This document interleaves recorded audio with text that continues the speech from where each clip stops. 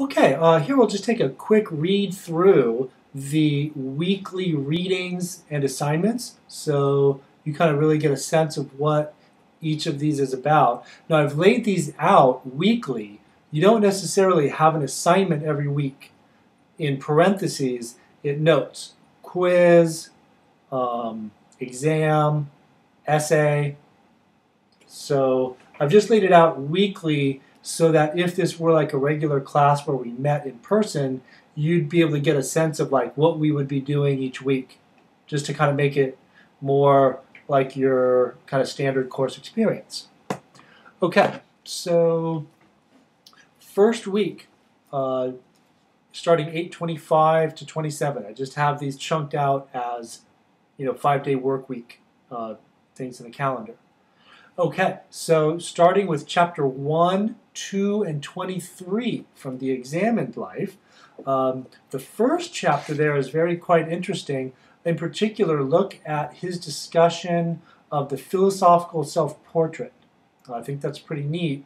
And if you can find in there a few places where he discusses the value of making one, that's his way of explaining the value of living an examined life and kind of doing what he's done here, or I guess taking a philosophy class, although doing that kind of thing over a lifetime. There's a couple places there interspersed where he makes specific claims about what we get by living an examined life. So the chapter number 2 is on death. Not the cheeriest of topics, but it's going to happen, and I guess any kind of adequate conception of life would have to include some consideration of it.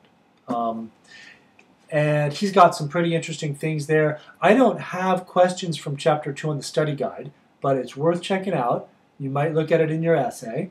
In particular, I think of his ratios about whether we ought to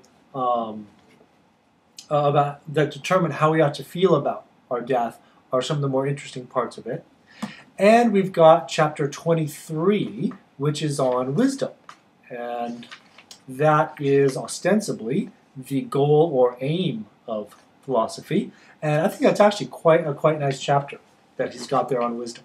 I have a little link there for Plato notes. Those are not on your quiz. I don't have a study guide stuff for it. It's really pretty interesting series of arguments, though, in the Republic, and you can check it out. You can kind of consider that like supplementary material. Pretty interesting, I think. And we have here the Plato chapter in Warburton. That's kind of a lot in the first week. Not all of that, or really not that much, is like on the study guide. You can go check the study guide. That's the stuff that you're officially accountable for. But it's very helpful to take a look at the full breadth of it and get an understanding of some of the kind of big questions that are in the air when we're doing philosophy. Okay, so from there, starting on the week of 8:30, we're going to narrow our focus a bit, and we're going to get into the first dialogue from Plato. Again, yours might have a different color, same dialogue, of Euthyphro. First one, a great dialogue. I love this one. The main thing you want to kind of look for are the 3 definitions of piety and the refutations of each of these first 3 definitions of piety. I have there objections and alternatives. You'll see that term, that phrase rather, occurs for all of these. Basically, as we go, we want to think about what are the objections to Plato. Those are discussed in the Warburton chapter. Also, and this is not in the chapter, but just to have in mind, what kind of alternative points of view are there to the ones that have been presented in the Euthyphro or by Plato by other philosophers? So really, those are things to just kind of have in mind. Those aren't separate readings when it says objections and alternatives, but things we want to be having as a way of analyzing the reading once we've understood it. Okay, so that week number 2 really is just the Euthyphro. Week number 3, starting on 9/6, would be on the Apology. That's the second dialogue from Plato. That is very interesting. It's the story of Socrates' court trial, where he was facing some very serious charges of impiety, corrupting the young. Impiety in that day was actually a capital offense, meaning punishable by death. And with death, he was punished. He was found guilty. He lost the case. And the Apology is actually like the courtroom drama of the trial itself. Very interesting. Written by Plato, who apparently was in the audience, and we don't know exactly how faithful his recording of it was, but we get the debates, Socrates defending himself, and a lot more.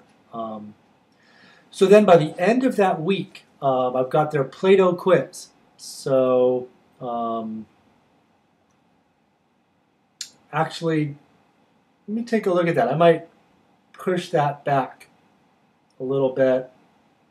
I'll let you know about that when your first quiz is. I'm kind of looking at that now. Maybe I want to move that back one more week. I think I actually will.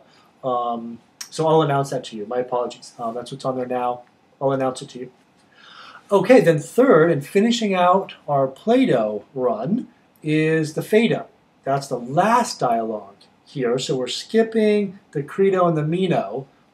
They're fine dialogues, but we're going to look at the arguments for the immortality of the soul in Phaedo. That's a long dialogue. If you look on the study guide, I've given you some hints about where the main arguments for the immortality of the soul take place. So you might use those to kind of locate yourself. But that's interesting. That's supposedly right before Socrates drank the hemlock, and he's there thinking about what will become of me. Is my soul immortal? Okay, so then we're going to switch gears and move forward in history, maybe close to 2,000 years. Not quite, but to René Descartes' Meditations on First Philosophy in that week of 920. Meditations 1 and 2, that's basically chapter 1 and 2 in here, and the Descartes chapter in Warburton. So take a look at that. That'll be helpful. Descartes is kind of confusing. The week of 927 will be Meditation 6. So we'll be skipping to Meditation 6 in the Descartes. And also we've got there the chapter in Warburton on Hume's Enquiry. So take a look at that. Then we're going to take a little chill on all the reading and prepare for our exam. That's in that week of 10-4. And the following week, your first essay. So that's pretty much the flow of events. I'll be giving you more detailed accounts of each of these things. I'm here just kind of giving you the broad view of what our first round of assignments looks like and the sequence of the readings and the timing. I have a link there. It says, here's a podcast of Warburton reading most of his chapters. It can be very helpful. He's got, basically he reads his book.